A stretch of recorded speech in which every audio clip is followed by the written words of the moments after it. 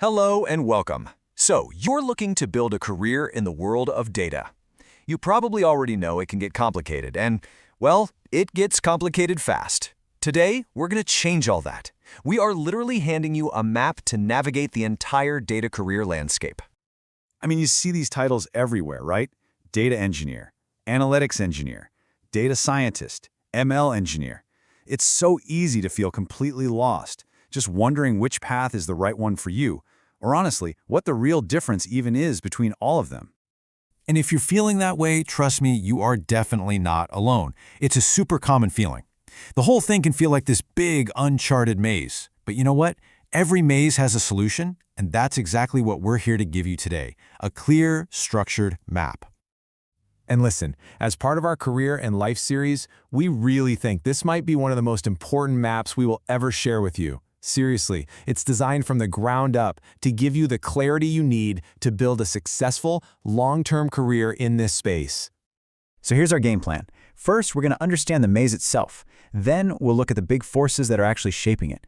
After that, we'll map out all the key entry-level and advanced roles, talk about career paths and some common pitfalls to avoid, and finally help you find your personal North Star to guide your whole journey.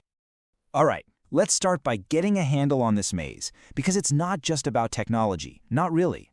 It's all about the people. So, who is drawing this map anyway? To really understand the roles, we first have to look at the three big influencers who are shaping the entire industry. And here they are, the big three. You've got the software vendors who create the tools, the international bodies that create the standards, and the economic giants whose success pretty much sets the trends for everyone else. Let's break down how each one of these really impacts your career. You know, it's so easy to think of software vendors as just selling products, but they do so much more than that. They build out entire ecosystems, they define the methodologies, and sometimes even create the job titles that, well, encourage you to use their tools. On the other hand, you have these international standards bodies, like DAMA or TOGAF. Think of them as providing the big picture rulebooks. They don't really care about which specific tools you're using. They're all about defining these rigorous frameworks for things like data governance and architecture, focusing on what each role is responsible for and how they contribute to the business's bottom line. And finally, we've got the economic giants. You know, your Googles, your Amazons, your Spotifys. These guys are the ultimate trendsetters.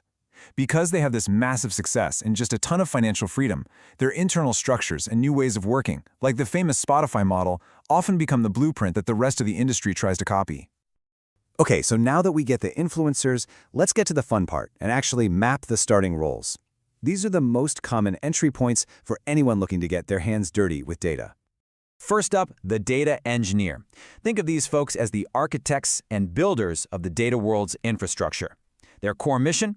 To build the pipelines and systems that make data available, reliable, and accessible. They're basically building the highways without really worrying about what kind of cargo is going to travel on them.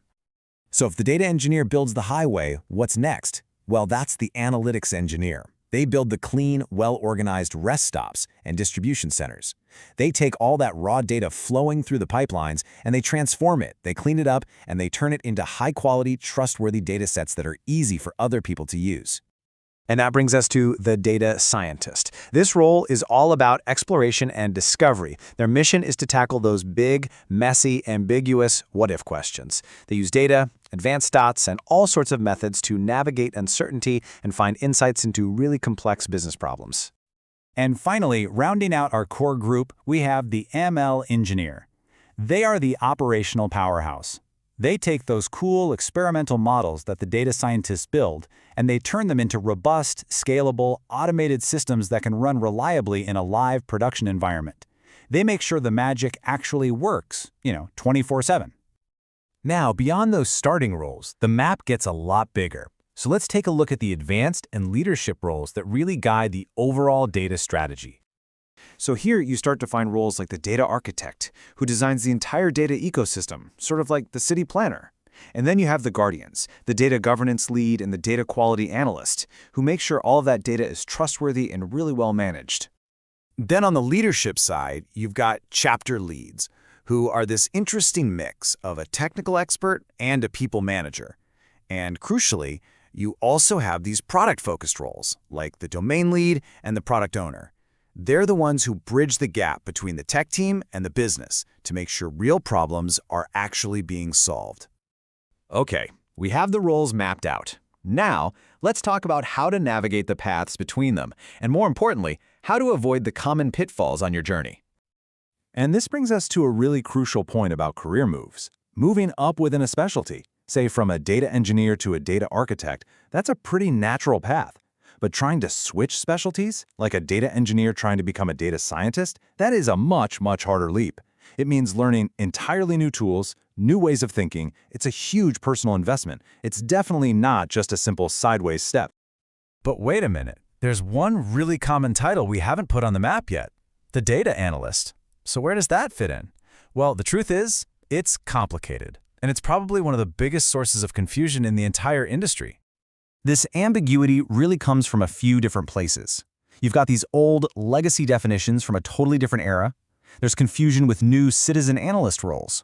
And there's a huge mix-up between simply having analysis skills versus holding a formal analyst role. Then you throw in all the low-code tools that let basically anyone do analysis, and yeah, the title gets very, very blurry. So what's the ultimate takeaway from this whole map? What's the North Star for your career? It shouldn't be a technology. It shouldn't be a job title. The real key to success is to focus on the value you create. Because when you start to think beyond specific tools, that's when you open the door to real innovation. And that brings us to our final, and maybe most important question. Now that you have the map, it's time for you to start charting your own course. So I'll leave you with this to think about. What value will you create?